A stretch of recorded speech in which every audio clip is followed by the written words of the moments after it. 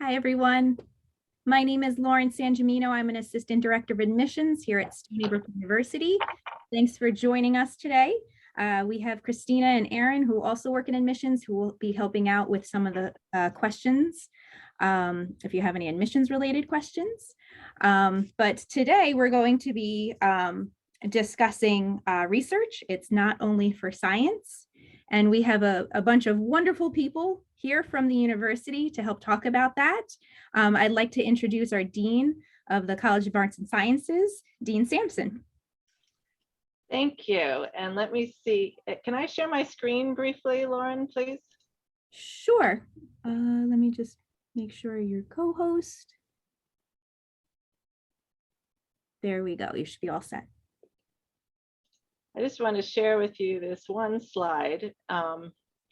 So hello, everyone, and congratulations on being accepted to Stony Brook. As Lauren just said, I'm Nicole Sampson, Dean of the College of Arts and Sciences. And I'd like to thank you for spending the next hour with us to learn more about opportunities as a future Seawolf.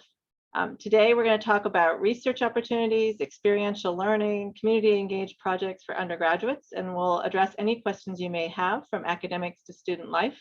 Please make sure you use the Q&A box, and I'll look at that and try to answer it as well as the rest of the panelists.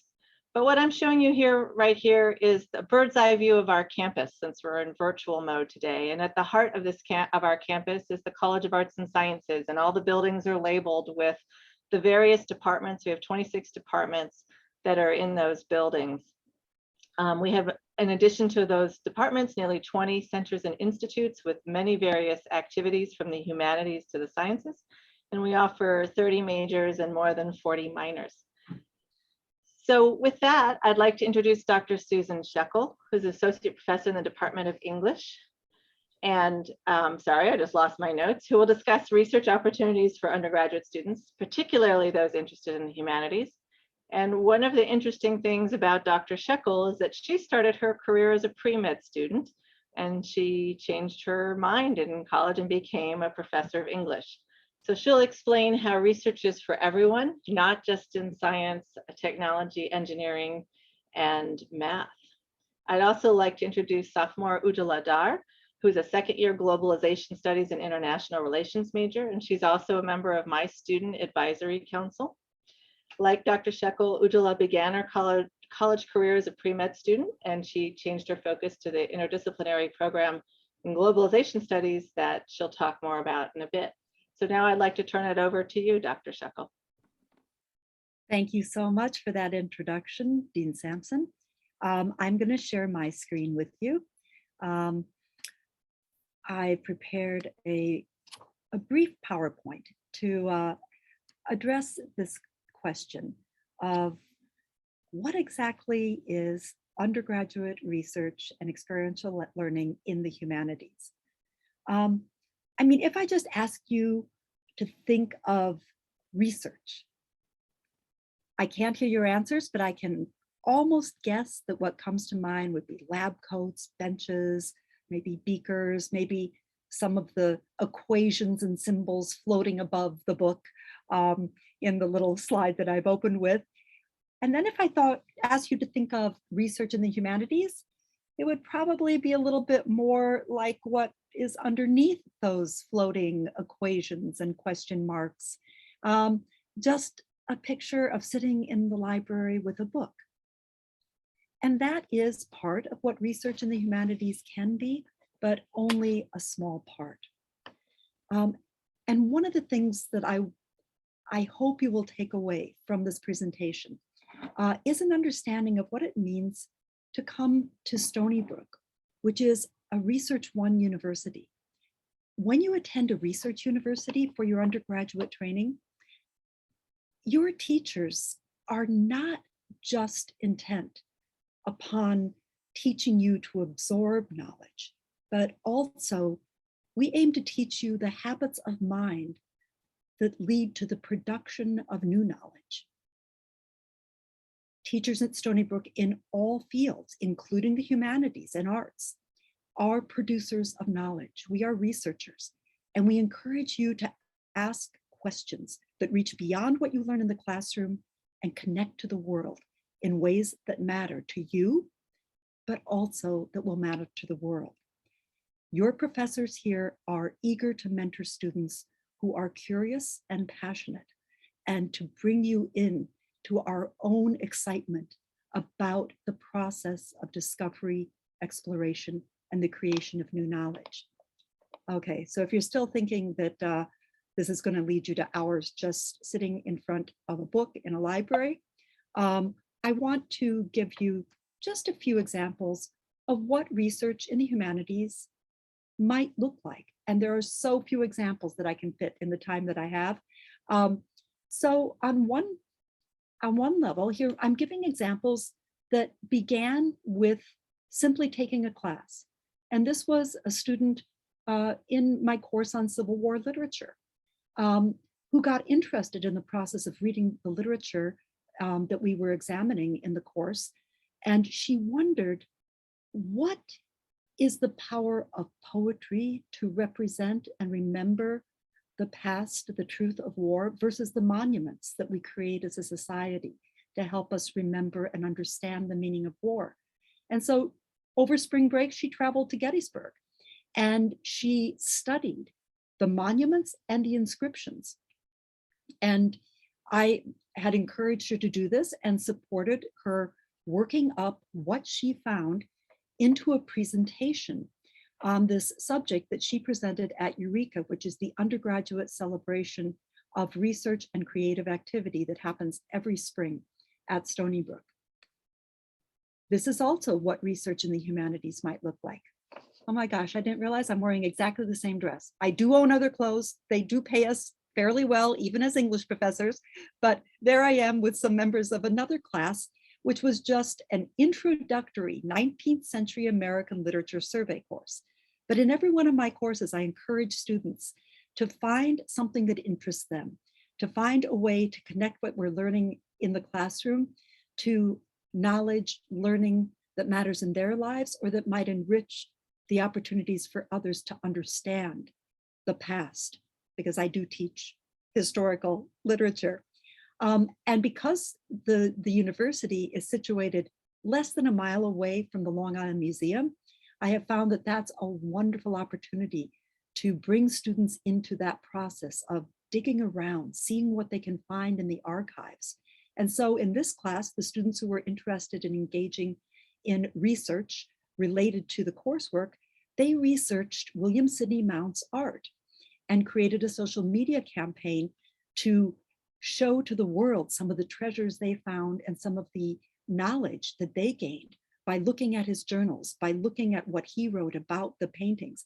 And actually one of the undergraduates in this class found something that actually the curators said is publishable and worked with me to work that up into a research project, which she presented at Eureka.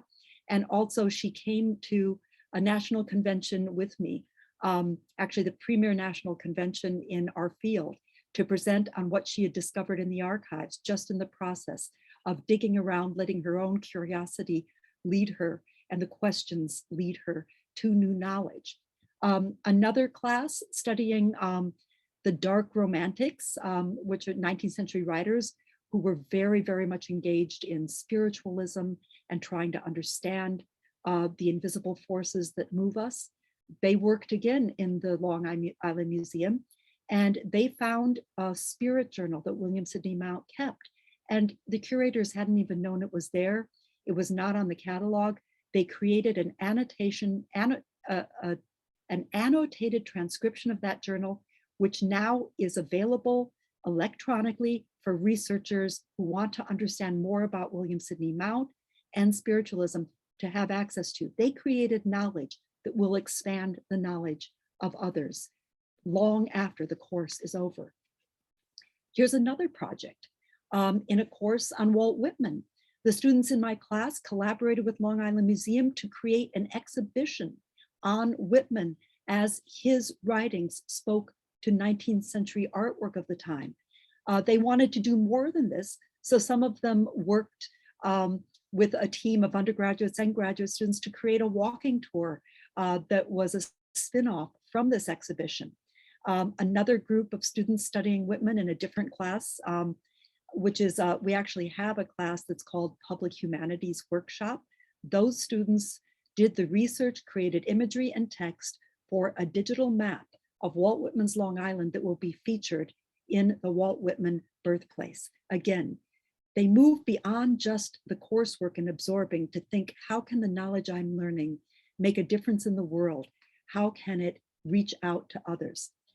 There's a tremendous amount of support for undergraduate research in the humanities and other fields at Stony Brook University.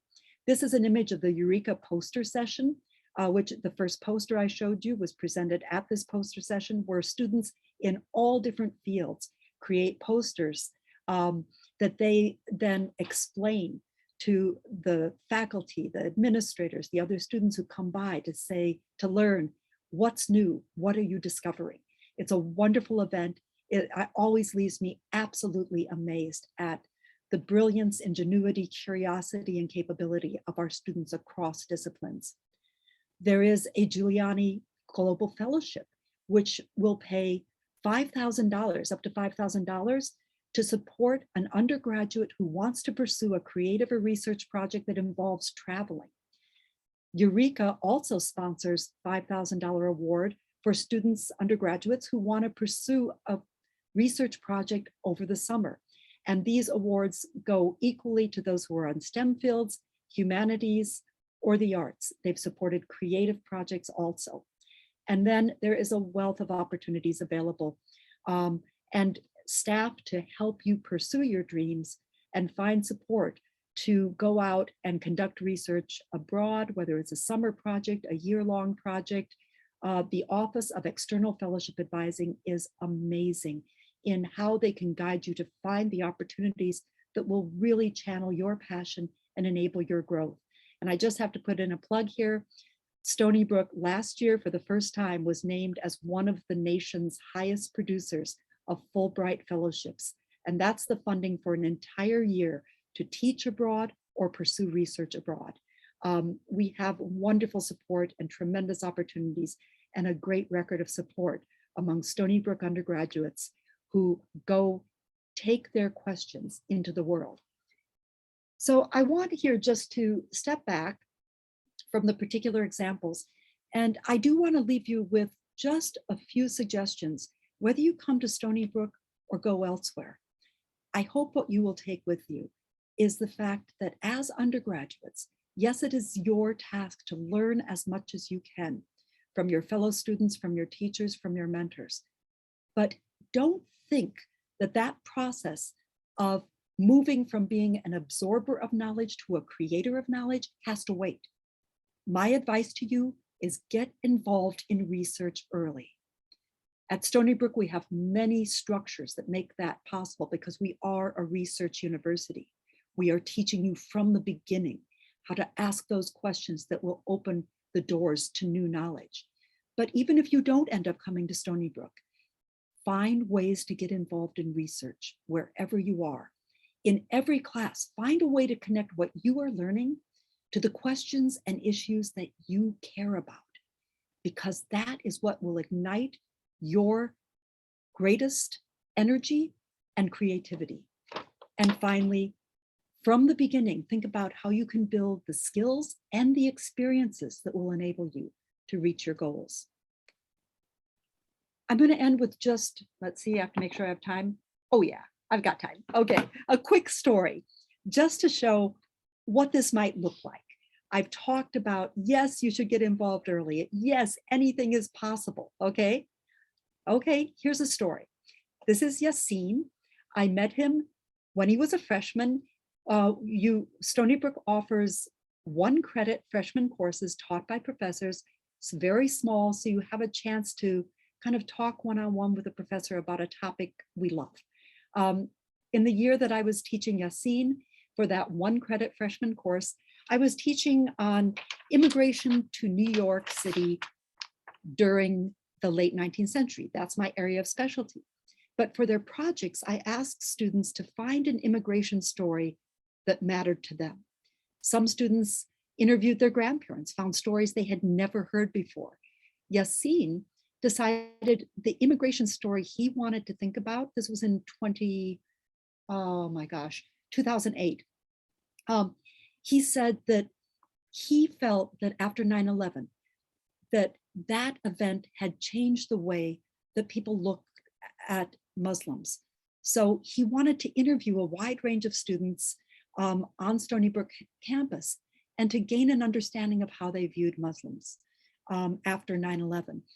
And at the end of the class, I give the speech I give to every one of my students at the end of every class. I say, never let a good idea die. If you discovered something in this class, in the work we have done, that you want to continue, come to me and I will find a way. I will help you find a way. Yassine was the only student in that class that said, okay, I want to do more on this. And so I said, okay, let's see what we can do. At that point, there was the Humanities Institute offered a small fellowship funding for an undergraduate to pursue a research project. Yassine applied as a freshman. He became the first freshman ever to win that award. He turned his interviews into a small film. And from that, I said, okay, Yassine, where do you want to go next? He says, I want to keep exploring this. I think I might want to go into law. And so the next thing we did was we applied for summer research fellowships to undergraduates, available to undergraduates. He was accepted to pursue this same project of understanding how the law might help or hinder the expansion of religious openness and understanding. He was selected to do a summer research project at Harvard in the Divinity School. When he was there, he went and talked to people in the law school and they were impressed. The next summer, a law professor wanted him to work on that. As an undergraduate, he published an article in the Stanford Law Review on the way in which the law prevents us from talking about religion in public schools and how that closes down an avenue for deepening understanding of other religions. So from there, he had built, by starting out early as a freshman, he built a record of achievements that led him to become the first Truman Scholar ever in Stony Brook's history, and actually in SUNY history. This is a picture from the moment President Stanley told him that he had won the prize. He's there with his brother and his mother, who is still the Muslim chaplain at Stony Brook. And with the Truman Scholarship, which paid for a large part of his further education, he was admitted to Harvard Law School, and now he's working as Dean of Diversity for Yale Law School. So that's what I want to leave you with. Do pursue your dreams. Be proactive, get involved in research. Your curiosity, that is your most precious possession. Let it breathe, let it grow, see where it takes you. Thank you. Thank you, Professor Shuckle. Before we begin our questions, Yujala, would you like to say a few words about yourself, your studies, your experience, and where you're talking to us from? What's that in your background there? Oh. It's like a brick wall, but tell us where you are. I think I'm like on like the side of like the Staller Okay. Arts Center. Yeah, I think so. I don't know, like all the way in the back, like Staller steps right in front of me. Very good. Anyway, tell us a little bit whatever you would like to tell us. Okay. Hi everyone. I'm Yujala. I'm a current major in GLI and I'm also a pre-med. So basically what I just kind of want to talk about today is a little bit about the intersection of the humanities and science, because as you know, we've mentioned before, is that Stony Brook is a really big research institution. And so a lot of people think that Stony Brook is also only a STEM school. However, that's really not the case at all. And there's a lot of benefit that Stony Brook has in the humanities. And I guess I just want to like expand on that a little bit. I won't take up too much time, but so I'm currently, like I said, a pre-med and GLI major. So a lot of people, when I tell them that they have questions as to why I'm pursuing that aspect and then how, I guess, the two of those kind of come together. So I'm a really big advocate for the GLI major, which is, it stands for Globalization and International Relations major, because of this really large intersection between, I guess, you know, understanding global flows around us and like the more intricate knowledge as well. So the reason that I'm pursuing both of these aspects is because I'm really getting a chance to understand healthcare on a much broader level. Right now I'm taking a class on gender and public health in Africa, where we're learning about the institutionalization of medicine and inequalities that exist within healthcare systems.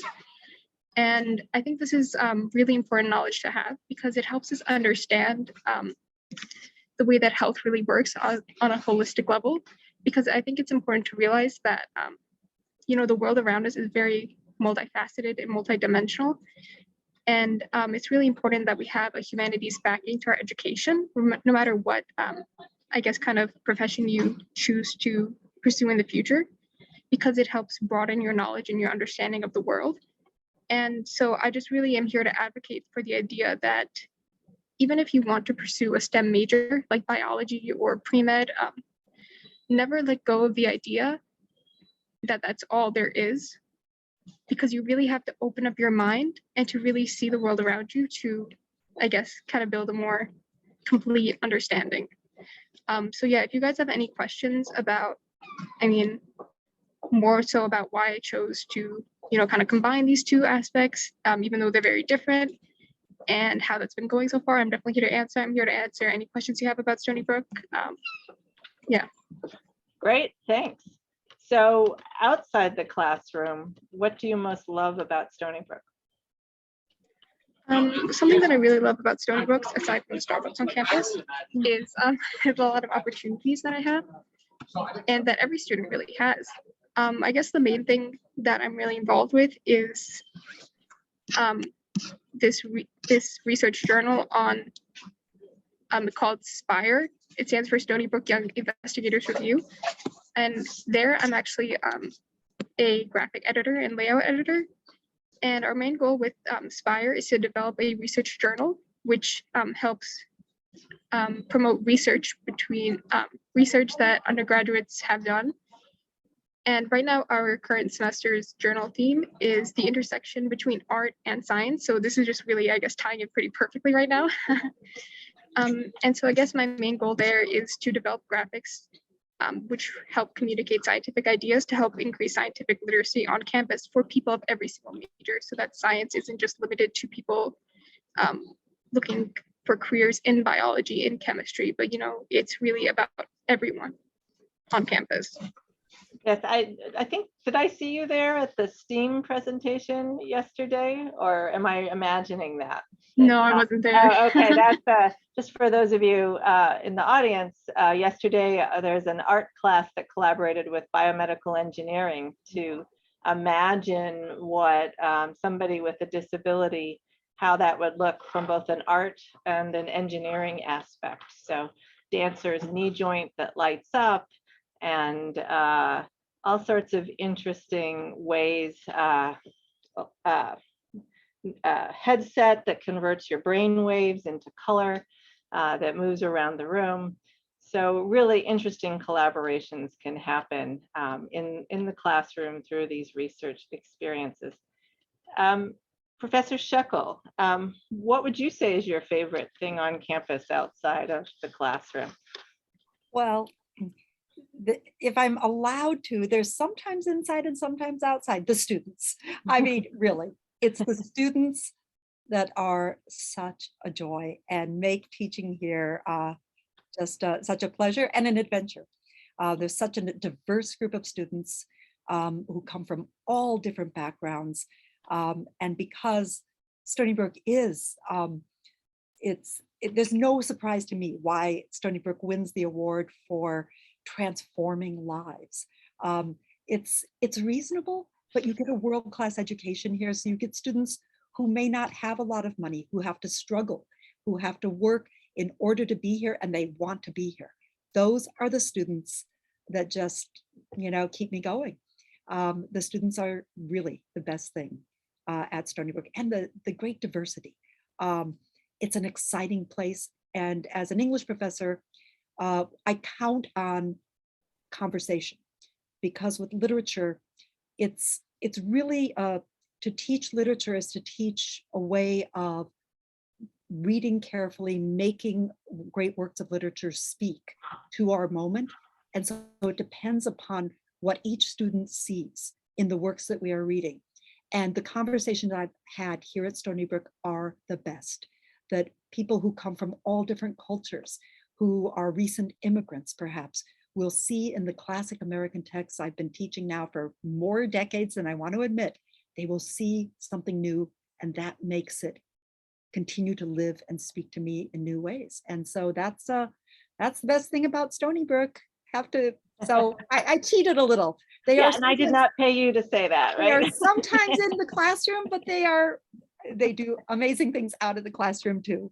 That's absolutely right. Maybe I know a question that has come in is, double majoring, major with a minor.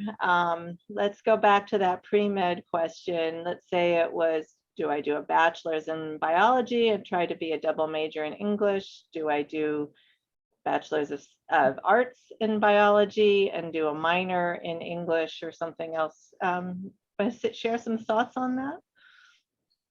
I actually have some thoughts on that. Okay, go for it. I mean, when I went to school, there was no question. From the time it was clear that I was good at, science and math, my family was just like, oh, thank God you'll be a doctor and we're going to be all right, because we were very poor. And there was no question of doing anything beyond that or take over the family farm, which I passed on. And so I knew that I had to go to medical school. That is what I've been told. But when I went to college, for the first time, I saw what it was like to really study literature deeply and richly, and to have books I had read on my own come alive. So I secretly majored in English. But while I was doing my pre-med, my mom figured it out when I came home for Christmas break, and all I brought were the novels I was reading and none of my chemistry books. But I can tell you what that experience was like. I second everything Yujala is saying, that it really, to have a humanities perspective developing alongside the scientific knowledge, it made both fields richer for me. And when it was time to apply for medical school, because I was not brave enough initially, so I was still trying to be the dutiful daughter. And I was an English major. I did the pre-med. I did a double minor in biology and chemistry. Because that's kind of the pre-med courses added up to it. But when I applied to medical schools, I was accepted into every school I applied to, every single one. I chose Stanford because I thought there it would be the most opportunity to be creative, to be imaginative, to conduct research. And every single interview, all they wanted to talk about was my being an English major. That if you can do the science, because when you get to medical school, they will teach you the science, believe me. If you can do the science and take the pre-med courses, bringing another perspective, bringing depth, bringing a fresh perspective to the science will make you stand out. And so, it took me a couple years actually before I had the courage to leave medical school and go back and get my PhD in English, because I saw that was where my passion lay. But I can tell you from experience that diversifying, bringing something fresh and unexpected, and having that broader perspective is really what will make you stand out. Thanks. Yujala, do you want to add to that or talk add a completely different comment? Up to you. Yeah, that's actually so interesting to hear, because I'm actually kind of coming from the exact opposite perspective, in which when I was in high school, I was like dead set that I would never go into biology, or that I never want to be a doctor. My dad was actually a doctor, and so everyone kind of told me, oh, he told me it's kind of hard, don't do it, it's fine. So I was pretty set on never going anywhere near pre-med. And I was also very against biology, even though I had never taken a class in high school. I was like, biology is the worst. But then I actually came to Stony Brook, and I came in really not knowing what I was going to do. I originally applied to be a biomedical engineer major. However, I got here, and actually a couple of weeks before, what happened was that I was still kind of trying to figure out what I wanted to do. It was 5 o'clock in the morning. And then I see that Stony Brook is now offering this new major, the GLI major. And I go to my dad, it's 5 o'clock in the morning, he's up for some reason. I'm like, I think I'm going to do this. I think this is what I want to do. I want to maybe even pursue pre-med while doing this alongside that. So yeah, I kind of had this like revelation at this like really random time that, I don't have to pick and choose the things that I'm interested in. Because I did have this interest in science in high school, but I also was, really strong in the humanities. So I was kind of struggling with how do I kind of blend the two, and how can I make sure that I'm not abandoning one of my passions in the pursuit of another. And so that's like, I guess, what I really appreciate about Stony Brook is that I never had to do that. And I know that a lot of college students who are coming in really struggle with this idea of, what I'm going to do, how I'm going to choose one major because I'm so interested in everything. And I totally get that because I was kind of on the same spectrum. So I guess my advice is really just to take your time to figure out what you want to do and enjoy the process of taking different classes, of gaining different knowledge, and kind of just take control of your education. And don't just learn something because you feel you have to. Take some initiative, find something you're passionate about, and roll with it. Great advice. And maybe I can just offer a little bit of insight on our what's called the Stony Brook curriculum, but it's general education. And it sort of says, okay, go find courses that relate to this area and global, and go find a language course, and go find a natural science course, and go find a humanities course. There's a whole bunch of courses in those areas, but it helps you do what Yujala was just talking about, which is explore. And that's so key to try many different things is while you're working towards your degree, because you're meeting requirements for the Stony Brook degree while doing that. It gives you an opportunity to stick your toe in where you may never have done so. And there are a lot of topics that you can study at university that weren't available in high school, like linguistics. People don't think too much about linguistics, but it's really huge right now. It's the basis natural language processing for all of our artificial intelligence and our cell phones and Siri and Alexa and all of that. And that comes out of the field of computational linguistics. So, try those different things. We have some 100 level courses that let you check them out that combine the arts and technology, like we call it digital intelligence here, a little bit of coding and a little bit of poetry. So how do you use computer coding to design Twitter bots that go out in the Twitter sphere? And there's a real intersection here, I think, between the arts, humanities, and engineering, technology, and science. Another question about a major in biochemistry, can I still participate in research in the humanities if I'm a biochemistry major? And are there possibilities to carry out joint research projects between the sciences and humanities?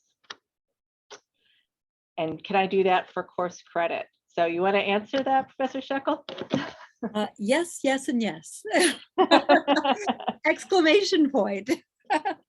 I love having STEM majors in my classes. They have been some of the most productive members of the research teams and opportunities I've put together.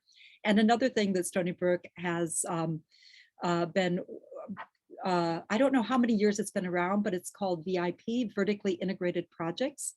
And that's a place where any professor from any field can describe a project and say, I would love to have undergraduate students, graduate students with these particular skills to help me to build this.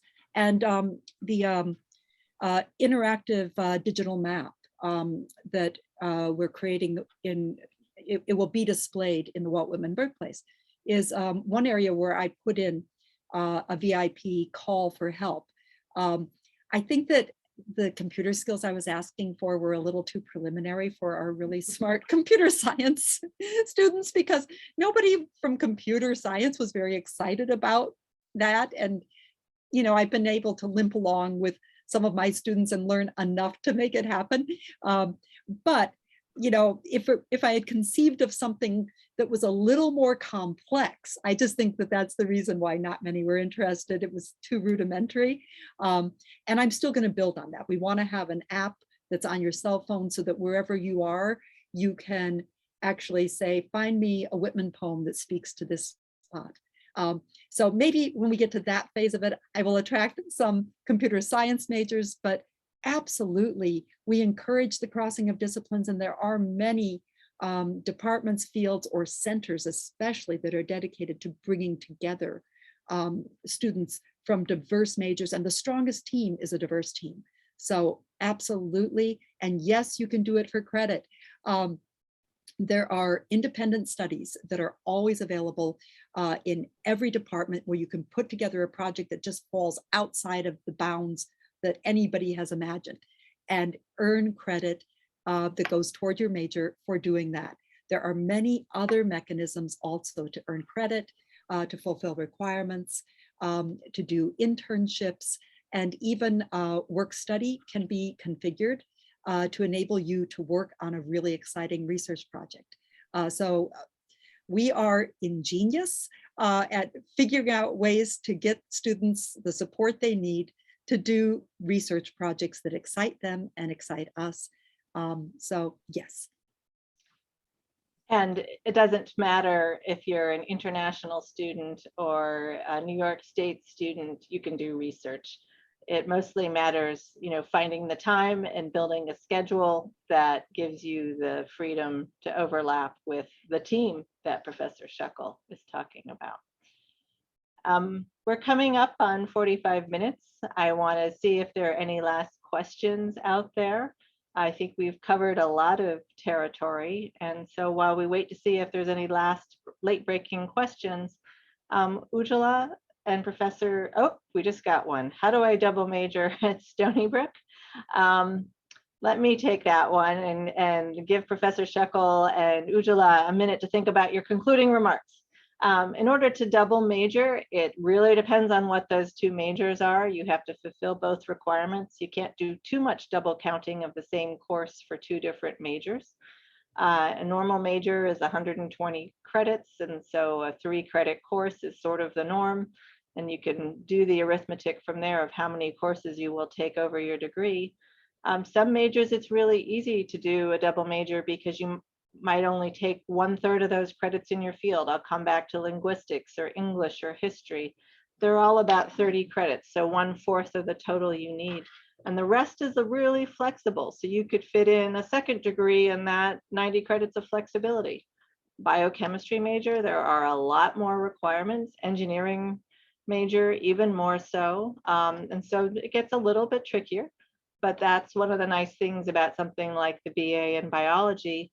Fewer upper division labs and more space to do a minor in arts and sciences in something like health, society, and medicine, or in English, or linguistics, history, French, all sorts of possibilities there. So to specifically how to do it, that is a very important conversation with an academic advisor to map out your years at Stony Brook. It can also very much depend on what kind of credit you come in with from high school. Have you taken a college course in the summer, or have you a lot of AP credit or an international baccalaureate? And yes, you can double major and still have a minor. Now we're approaching territory when I might ask you, how many winters and summers do you want to take classes to fulfill all of those requirements? But again, the most important part here is you need to have a map of how you're going to work through this, look at when courses are available, and having that conversation, not just once with an academic advisor, but every semester checking in and making sure that the options you're planning on are going to be available and that you've got the prerequisites. There's a lot to work through, but we've got a team here at Stony Brook to help you do that. So Yujala, last remarks? So yeah, just to conclude, I really just want to emphasize the idea of don't be afraid to take an untraditional path of education. Don't be afraid to say, this is what I want to do and this is how I'm going to do it. And especially if you are perhaps pursuing a major in the sciences, don't shy away from a humanities education as well. They're not two separate spheres of knowledge, but rather, they're intersectional and they combine and they really build off of each other. Some important things that I'm really learning in combination of the classes that I'm taking right now is that we have to look at the broader flows that kind of impact healthcare. And it's not just about the processes that go on within inside your body, but also societal processes of like institutions and markets. And yeah, basically just never be afraid to ask bigger questions and don't be afraid to take a look at the bigger picture. You know, a doctor can always prescribe a drug to a patient, but if they don't think about even asking, can they afford it? Can they come see me again if they need more medical help? You know, what roadblocks are in their path to bettering their health, then you won't really improve our healthcare system, and you'll be left with a cycle of unsolved problems and healthcare crises accumulating. So basically, just don't be afraid to ask questions, I guess, outside of what you're being taught. Great advice. Professor Shekel, last words? Well, I just want to second everything that you've just said. And again, this is why I love Stony Brook.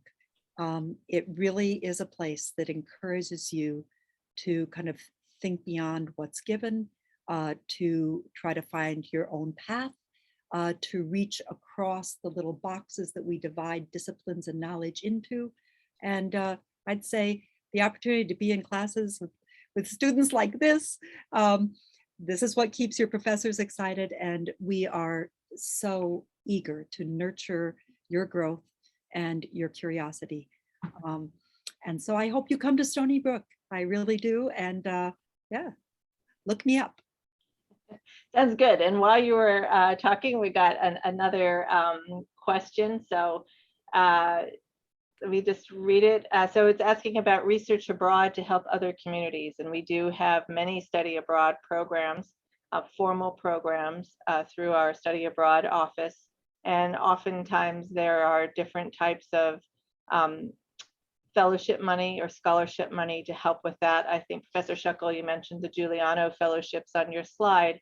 That's something that any student who's going to be a student when they return can apply for.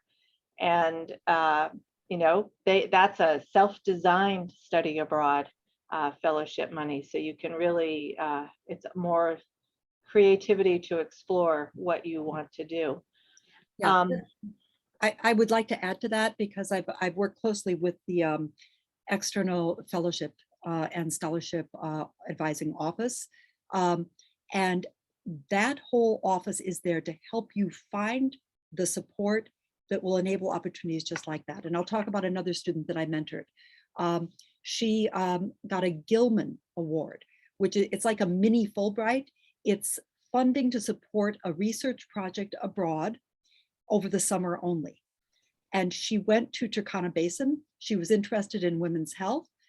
They assigned a translator to her. She went from village to village to learn what the women in these small villages understood about reproductive health, what their misconceptions were. She wrote up a paper that she actually published that was co-written with the person who had helped her to frame this project. She went on to build upon that and apply for, I hope I get it right, the Payne Fellowship, which if you are awarded that, it pays for 2 years of graduate school anywhere you are accepted to pursue a master's that will prepare you to pursue international work. And she got that and got a master's in public health, and then it is a guaranteed job with US aid. There are several fellowships like that. Stony Brook students have done extremely well. And again, starting early, starting with a small fellowship that is exploratory, that allows you to pursue research, and it was all paid for. There are programs that foster this kind of research. They're nationally competitive, but our office is great at preparing students. That starts a process of building blocks that then can lead to really opening doors and catapulting you into those opportunities to make the kind of change in the world that you want to make. Thank you. That's very helpful. And you know, the second part of that question is, what can you get at Stony Brook that you can't get at another school? I want to emphasize the research experiences for undergraduates with a very distinguished research active faculty and it's an amazing value given where our tuition is and our cost is, that we are able to provide that. And just like we talked about the experiential programs, there are many internship programs through our Career Center. They set up those programs day in, day out for students. So too many to describe, but I would highly suggest that you take a look at our Career Center website. They connect students every day to external employers who want to work with Stony Brook students. So with that, let me thank everyone again, particularly acknowledge our admissions team who's been working here in the background, and our admissions counselor, Lauren Sangamino, who assisted us this afternoon. Really thank you all for joining us, and I hope that I will see you in the fall and look up our distinguished student, Yujala, and our distinguished faculty, Professor Shekel. So have a great evening and afternoon wherever you are, everyone. Take care.